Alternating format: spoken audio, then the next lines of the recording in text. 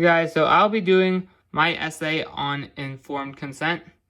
I really do apologize for the video quality. This is just the best camera I have. An introduction of what informed consent is.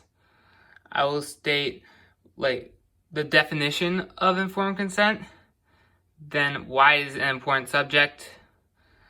Personally, I think it is very important that people know what they are getting into before they go into an experiment or a surgical procedure or anything like that. And I'll state the laws regarding informed consent right here in the US. In the next paragraph, I'll go over the pros of strict informed consent laws, which are that people can't be manipulated into doing an experiment, people can't be forced to do an experiment, and that some people can be protected because of their financial or racial standings by these laws, so that way neither of those things happen to them. The Tuskegee syphilis experiment is a good representation of what can go wrong when these laws are not put in place. I mean, these people were literally given syphilis for their experiment without them knowing. And I'll use this to help support my argument and state more examples from that. Afterwards, I'll be stating the cons of strict informed consent laws, which are that they could scare people out of doing an experiment or taking any type of medication that could be beneficial to them or helpful to them. And this is especially a big problem with vaccines because a lot of people are being scared out of doing vaccines because of all the extremely small percentages of what could go wrong to them. And vaccines work through herd immunity, which means that every single person has to be vaccinated, or almost everyone, for them to really contain viruses and sicknesses well.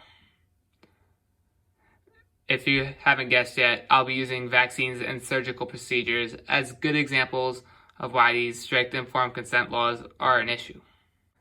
In the last body paragraph of my essay, I'll be stating where I think the line should be drawn, because there's obviously a huge difference between just completely flat out lying to people and stating every single minuscule detail of the experiment.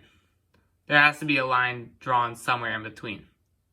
Personally, I believe that all major side effects and anything that could risk serious harm to people should be mentioned, as well as the minor ones too, in small font at least. People are still able to reduce the fear factor of their experiment by saying how little of a chance these things are gonna happen and stuff. I really would rather have people be scared out of doing something than being completely lied into doing something, because being lied to is much more scary than when people are honest about bad things that could happen. In my conclusion, I'll summarize the entire essay in basically a paragraph. I'll list the pros and cons and then explain my views in the subject that I have explained earlier.